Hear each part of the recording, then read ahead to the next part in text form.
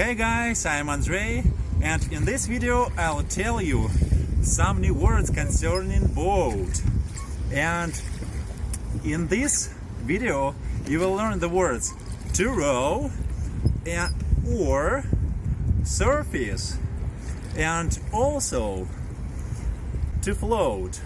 I think that you know such a simple word as to float because it is what I'm doing right now on the water. To row, it is what I'm doing right now with the help of oars.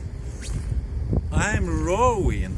To row means to move the oars so that you could move the boat. Yes.